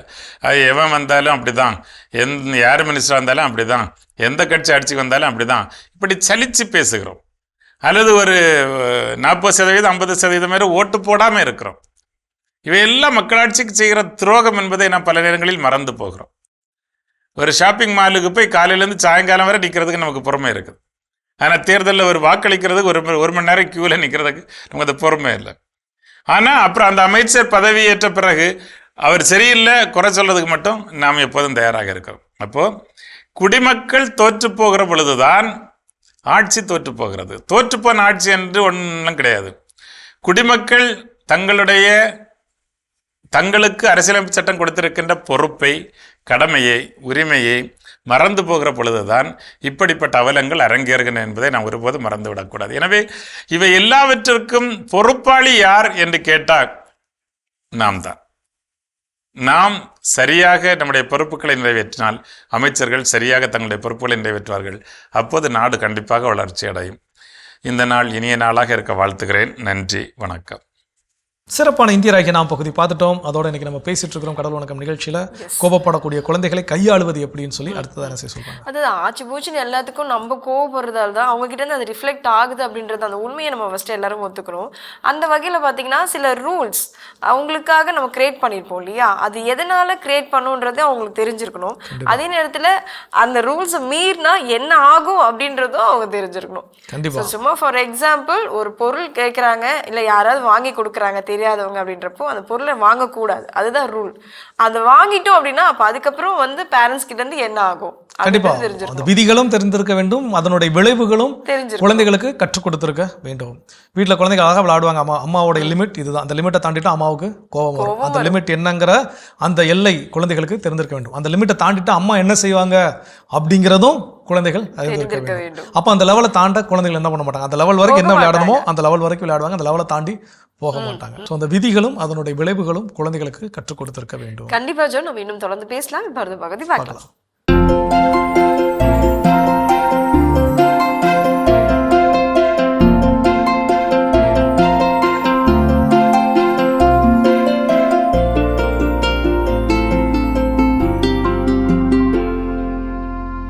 அனைவருக்கும் வணக்கம். இன்றைய பதிவில் நம்ம பார்க்க போகிற ஒரு முக்கியமான விஷயம் என்னென்னா, எங்கெல்லாம் வாய்ப்பு கிடைக்குதோ அங்கே ஊடு பயிரா, அதே நேரத்தில் பல இடங்களில் நம்ம வளர்க்குறதுக்கு இந்த மழையை பயன்படுத்தி வளர்க்குற ஒரு முக்கியமான பயிராக இருக்கிறது உளுந்து பச்சை பயிர். பச்சை பயிர் வந்து 60 நாள் பயிருங்க, உளுந்து வந்து 75 நாள் பயிர் அல்லது 80 நாள் பயிர். இந்த 2 பயிரையும் நம்ம போடுறதுக்கு ஏன் பயப்படுறோம் அப்படின்னா, வைரஸ் நோய் வந்துடும் அப்படின்னு. எங்கேனாலும் தரமான விதைகள் வாங்குங்க. வாங்குகிற விதையை ஒன்று உங்களுக்கு பக்கத்தில் இருக்கக்கூடிய வேளாண்மை துறை அல்லது தனியார்கிட்ட வந்து 10 மில்லி அளவுக்கு சூடோமோனாஸ் அல்லது 5 மில்லி அளவுக்கு ட்ரைகோடர்மா விரிடி 1 கிலோவுக்கு. அப்போ 8 கிலோ அப்படின்னா 80 மில்லி சூடோமோனாஸ் அல்லது 40 மில்லி ட்ரைகோடர்மா விரிடி அதில் ஊற வைக்கணும். 1.5 மணி நேரம் ஊற வச்சு அதை நிலம் காய்ச்சலை காய விட்டு அதை நம்ம விதைக்கலாம். விதைச்சி வரும்போது நல்லா தெரிஞ்சுக்கங்க, கேலண்டரில் மார்க் பண்ணிக்கங்க. 15வது நாள், 25வது நாள், 35வது நாள், 3 நாள் 100 லிட்டர் தண்ணியில் 1 litre pseudomonas, 1 litre verticillium lecanii, 1 litre beauveria bassiana, இந்த 3 கலக்கணும். அது கூட கடல் பாசி உரம் 1/2 லிட்டரு, சோளு பார் 200 கிராம் கலந்து, பஞ்சகாவியா 200 மில்லி கலந்து தெளிக்கலாம். இப்படி செய்கிறப்ப பொதுவாக அந்த நேரத்தில் கடிக்கக்கூடிய வகையிலான எந்த பூச்சியும் கடிக்காது. அப்போ அந்த பயிர் அந்த நிலைமையை தாண்டி வந்துடும். அப்படி தாண்டி வரும்போது எந்த விதமான நோய் இல்லாத பயிர்களை எடுக்கலாம். திருப்பி சொல்கிறேங்க, பூச்சி கடிக்கக்கூடாதுன்னா இலை திக்காக இருக்கணும். இலை திக்காக இருக்கணும்னா என்னென்ன நம்ம செய்யணும்? ஒன்று கால்சியம் பவுடர் கொடுக்கணும். அதுக்கு தான் நம்ம சூடோமோனாஸை பவுடராக கலந்துடுறோம். சோளு பார் 200 கிராம் கொடுக்குறோம் போரானுக்காக. 3வது சிலிக்கா வேணும், அதுக்கு தான் நம்ம ஹியூமிக் 1/2 லிட்டர் கலக்கிறோம். பூச்சி கடிக்காதுங்க, தைரியமாக செய்யுங்க. ஒரு காயில் ஒரு செடியில் குறைந்தபட்சம் 40லேருந்து ஒரு சில ரகங்கள் இருக்குது. ரகங்கள் பற்றி சொல்லணும்னா நீங்கள் தயவுசெய்து நோட் பண்ணிக்கோங்க. கோட்டா 3 KOTA கோட்டா 3 அப்படின்னு ஒரு ரகம் இருக்குது. களிமண் நிலத்தில் 1000 கிலோ தெளிவாக தருங்க. மணல் மற்றும் செம்மண் நிலத்தில் 600 கிலோ தரும். கோட்டா 3. அந்த விதை கிடைக்கிற நம்பர் கேளுங்க, நான் தரேன்.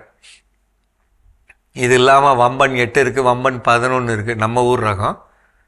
வெளி மாநிலத்து ரகங்கள் 3-4 இருக்குங்க.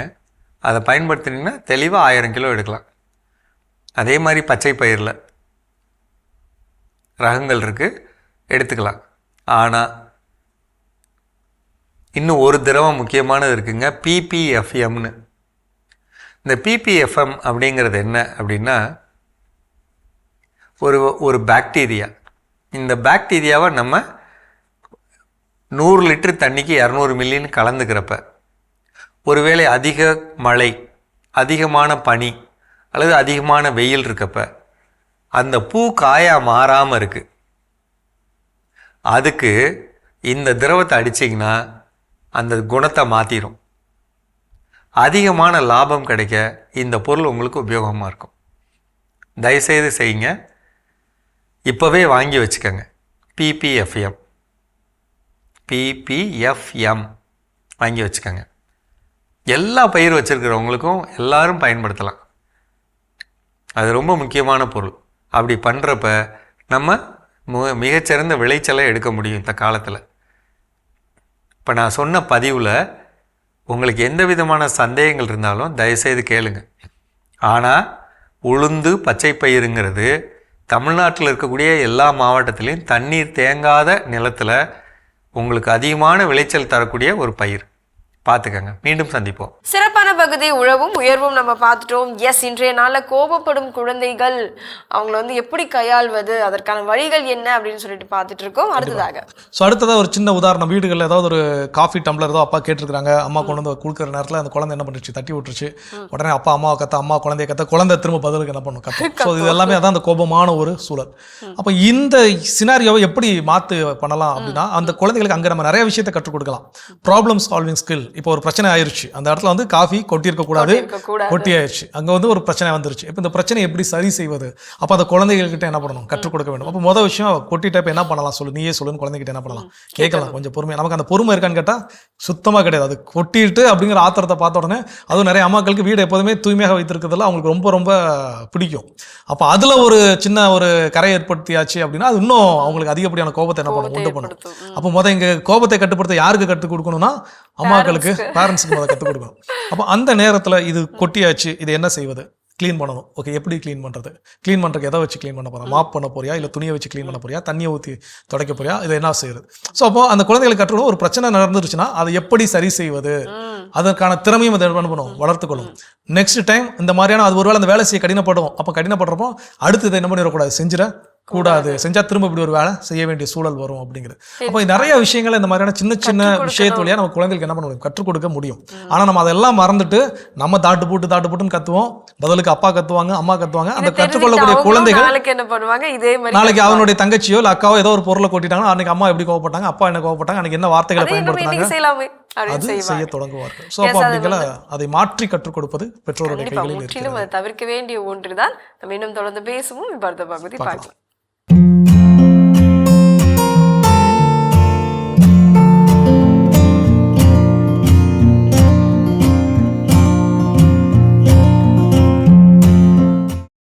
உலகெங்கும் வாழும் மாதா தொலைக்காட்சி நேயர்களுக்கு வணக்கம். இன்றைய நிகழ்ச்சியில நமக்கு எங்கே பார்த்தாலும், எங்க திரும்பினாலும் இளம் வயதினருக்கு கூட ஹார்ட் அட்டாக், உயிரையே இழக்க நேரிடுது. அந்த ஒரு சூழல் இன்றைய காலகட்டத்துல அதிகரிச்சுட்டே இருக்கு. இதற்கு என்ன காரணம்? அதாவது மெயினாக பார்த்தீங்க அப்படின்னு சொன்னால் அதிகபட்சமான ஸ்ட்ரெஸ். அதாவது அது ஃபிசிக்கல் ஸ்ட்ரெஸ்ஸாக இருக்கலாம் அல்லது மென்டல் ஸ்ட்ரெஸ்ஸாக இருக்கலாம், இல்லை ரெண்டுமே சேர்ந்த மாதிரியும் இருக்கலாம். அதாவது மன உளைச்சல், இல்லை ரொம்ப ஃபிசிக்கல் ஒர்க் ரொம்ப செய்கிறவங்க. பட் இப்போ இருக்கிற கட்டத்தில் பார்த்தீங்கன்னா இது ரெண்டு தான் முக்கியமாக காரணமாக இருக்குது. இதுக்கு கூட சப்போர்ட்டிங்காக பார்த்தீங்கன்னா அவங்களுடைய அந்த உணவு முறைகள், அந்த life style, general life style. இப்போ நம்ம வந்து எப்படி இருக்குன்னு பார்த்தீங்கன்னா ஓவராலாக ஒரு இருக்கிற குரூப் ஆஃப் பீப்புளில் பார்க்கும்போது திடீர்னு ஒருத்தர் ஏதோ சந்தர்ப்பம் சூழ்நிலை நமக்கு ஓவர் டென்ஷன் ப்ரெஷர் வருது, இல்லை ரொம்ப உடல் உழைப்பு செய்கிறோம் அப்படின்னா ஏதோ ஒரு நாள் 2 நாள் நம்ம உடம்பு வந்து அதை கோப்பப் பண்ணிக்கும். அந்த ஹார்ட்டு, லங்ஸு எல்லாமே வந்து அந்த ஸ்ட்ரெஸ்ஸை நம்மளால் தாங்க முடியும். பட் ஏற்கனவே வந்து நம்மளுடைய ரெகுலர் லைஃப்லேயே வந்து ஒரு சில குறைபாடுகள் இருக்கும்போது, அதாவது நமக்கு இயற்கையாகவே வந்து நம்ம நார்மல் லைஃப்லேயே வந்து சரியாக தூக்கம் இல்லை, சரியாக சாப்பிடல, ஏற்கனவே நிறைய டென்ஷன் ஓடிட்டு இருக்கு அப்படின்ற போது அந்த இருக்கிற சுமை மேலே இன்னொரு ஒரு சுமை வைக்கும் போது அது நம்ம உடல்னால அதை வந்து தாங்க முடியறது இல்லை. அப்போ அது வந்து நமக்கு ஒரு பெரிய விதமான ஒரு ஸ்ட்ரோக் மாதிரி, ஹார்ட்டோட செயல்பாடு பாதிக்கப்படலாம், அல்லது மூளையின் செயல்பாடு, மூளைக்கு போகிற ரத்த ஓட்டத்தை தடைப்பட்டாலும் அது ஸ்ட்ரோக் மாதிரி வரும். ஹார்ட்டுக்கு போகிற ரத்தத்தில் பிளாக் ஏற்படும், அது ஹார்ட் அட்டாக் மாதிரி வரலாம். உடம்புல எங்கே வேணாலும் பிளாக் வரலாம். பட் இந்த 2 உறுப்புகள்ல வரும்போது உடனே வந்து நமக்கு ஒரு பெரிய அளவுல ஒரு பாதிப்பை கொடுத்துருது.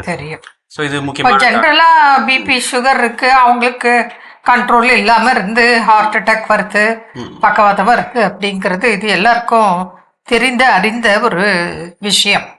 ஆனால் எதுவுமே இது வரைக்கும் இல்லை.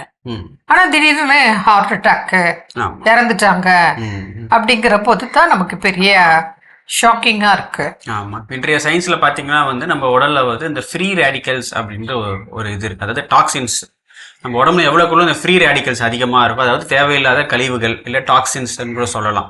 இது எவ்வளோக்குள்ள அதிகமாக இருக்கோ அவ்வளோக்கு அவ்வளோ வந்து ஒரு உறுப்புகள்லையுமே அந்த தேய்மானம் அதிகமாக இருக்கும். இரத்த குழாய்கள் இருக்கக்கூடிய தேய்மானமும் அதிகமாக இருக்கும். இரத்த குழாய்கள் அப்படின்னு சொல்லும்போது ஆர்டரிஸ் அப்படின்னு சொல்லுவோம். அது உள்ள வந்து இந்த லேயர் வந்து ஸ்மூத்தாக இருக்கும். அப்போ தான் ரத்த ஓட்டம் அது சீராக போகும், ஃப்ரீயாக போகும்.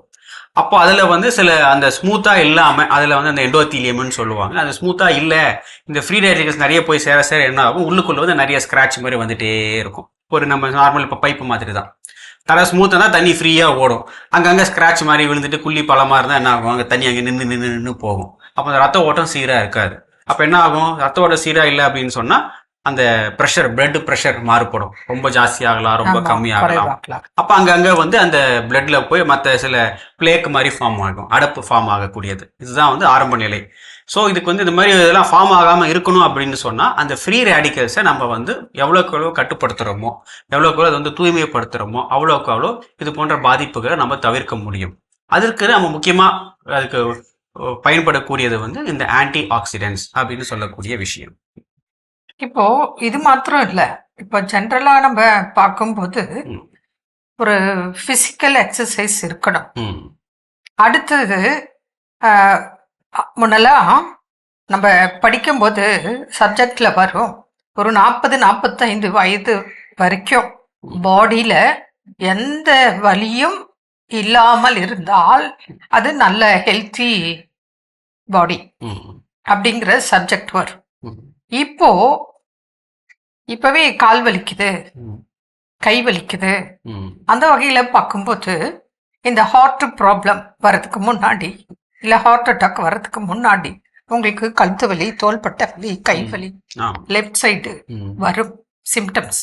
அடுத்தது நெஞ்சுக்கரிப்பு, அஜீரணம், குமட்டல், வாந்தி, மயக்கம், அப்புறம் இந்த இடத்துல வலி, அல்லது வாயை திறந்து ஃப்ரீயா க்ளோஸ் பண்ணா கொஞ்சம் ரிலீஃப் இருக்கிற மாதிரி கூட இருக்கும்.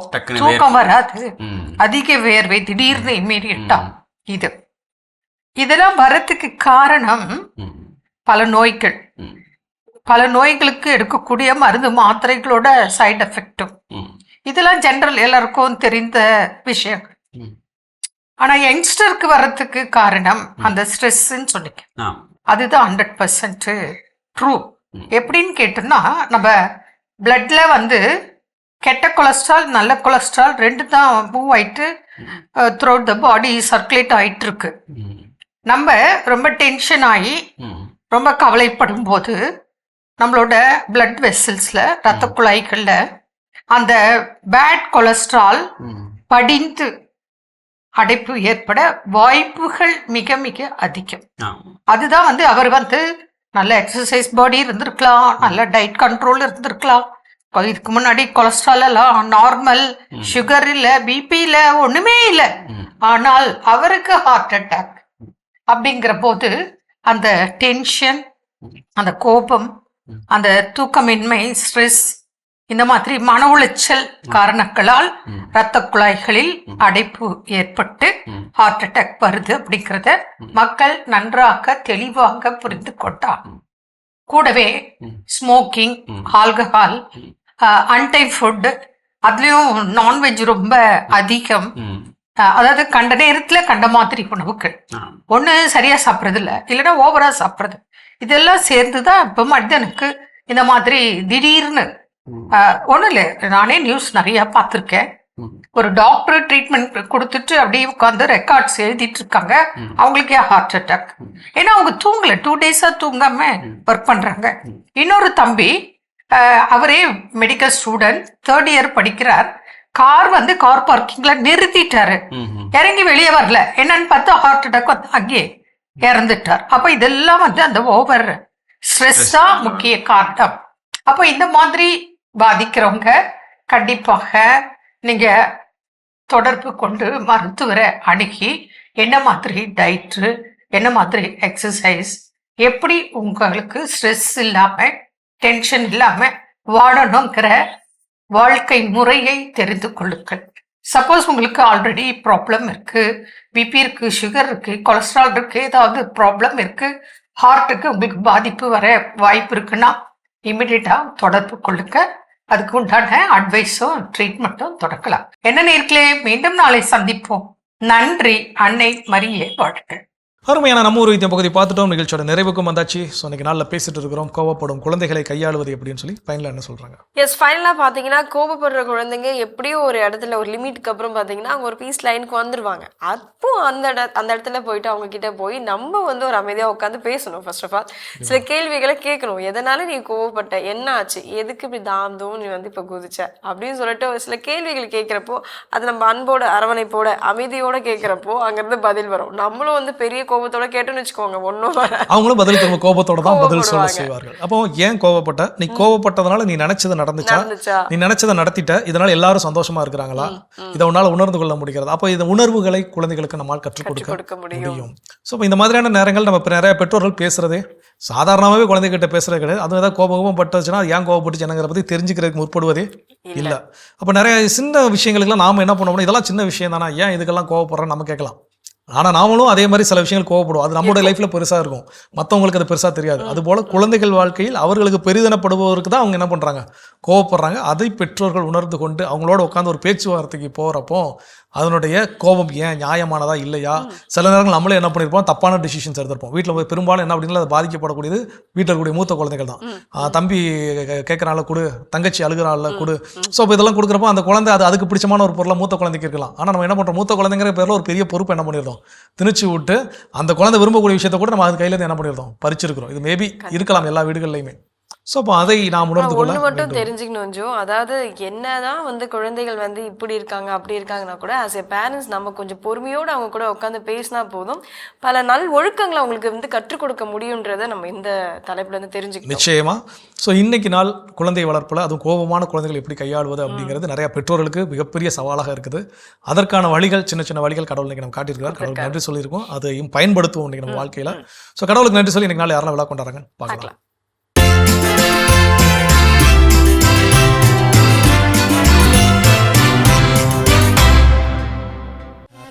ஆரான் இன்று தனது பிறந்த நாளினை கொண்டாடுகிறார்.